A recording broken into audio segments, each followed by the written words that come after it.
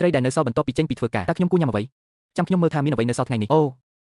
វាពិបាកកាន់បន្តិចអូយធ្ងន់ណាស់ថ្ងៃនេះខ្ញុំចាយលុយច្រើនណាស់ថ្ងៃនេះមានព្រះនិងព្រះមហាក្សត្រជា1500ក្រាមទាំងអស់គិតថាវាធំពេកបើគ្មានអ្នកណាចង់បានអ្នកទេអ្នកអាចរងទុក្ខស្ងៀមស្ងាត់បានតែប៉ុណ្ណឹងខកខានបានធ្វើញ៉ាំមួយម៉ាត់សិនទៅចៅហ្វាយអូ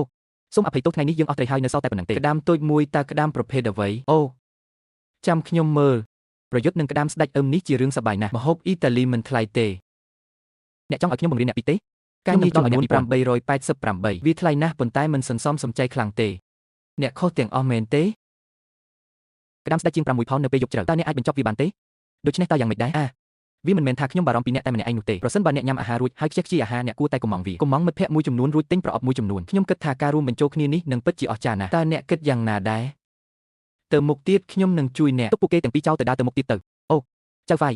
អ្នកដឹងទេថាខ្ញុំមិនលក់វាទៅហាងរបស់អ្នកទេខ្ញុំមានអ្វីគ្រប់យ៉ាងរួមទាំងស្រានិងខ្សាច់ប្រាក់ប៉ុន្តែវាមិនមែនជារបស់មួយអ្នកបានចំណាយលុយលើក្តាមស្ដេចនេះរួចហើយ2888របស់ដែលលក់នៅជាន់ក្រោមមានតម្លៃថោកជាងនៅក្នុងរបស់ដែលលក់តាមអ៊ីនធឺណិតមានតម្លៃថ្លៃដូច្នេះអ្នកសង្ស័យប្រាក់បែបនេះបានទេខ្ញុំនឹងជួយអ្នកមកវិញគ្រប់គ្នាទេមិនអាក្រក់ទេខ្ញុំនឹងត្រឡប់មកវិញក្នុងពេលបន្តិចយប់បន្តិចថ្ងៃនេះ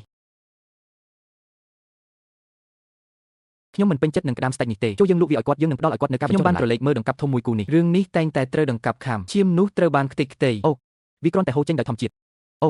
សម្បកតូចនេះអូ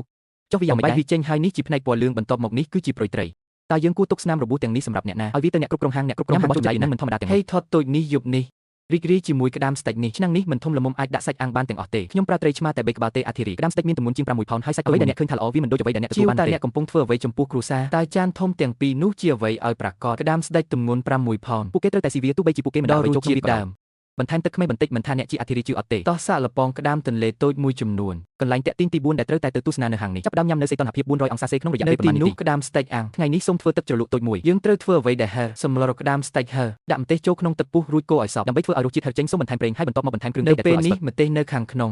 យើងត្រូវតែចូលរួមជាមួយប្រភពនៃជីវិតម្សៅលីឈីពីខេត្តខ្វាងអាវលីវាឲ្យសព្វនៅខាងក្នុងប៉ុន្តែសូមឲ្យមានពណ៌ក្រហមឆ្នាំ1982កូរប្រេងឲ្យល្អហើយវារួចរាល់សម្រាប់ញ៉ាំចូលយើងក្រឡេកមើលលោក King Crabតើធ្វើដូចម្តេចដើម្បីបើកការដាំដុះនៅខាងក្នុងមើលទៅស្រស់ស្រាយណាស់តោះធ្វើវាប្រឡឹងទឹកជ្រលក់ហឹរកូនប្រុសចាក់អាធីរីហឹរហើយដូច្នេះក្តាមបានកើតមកវាកាន់តែមានរសជាតិឆ្ងាញ់ជាងមុននៅពេលដែលចាក់ជាមួយទឹកជ្រលក់ហឹរណាស់អូយព្រះឲ្យម្ហូបអាំងនេះឆ្ងាញ់ណាស់ចង់បានជិះនៅទីក្រុងលឿងនេះខ្ញុំនឹងសង្គ្រោះវាប្រសិនបើវាដួលរលំដាក់ស៊ុតពីនៅលើកំពូល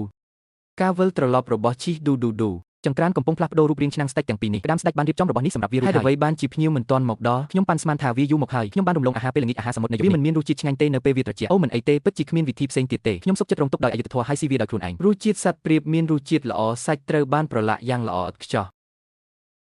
ខាំដំបូងនៃមីបំពងត្រូវតែមានសាច់ញ៉ាំនេះសិនបន្ទាប់មកអ្នកត្រូវញ៉ាំបន្ថែមទៀតដាសួងតោះញ៉ាំម្ហូបហឹរមួយទៀតពួកគេ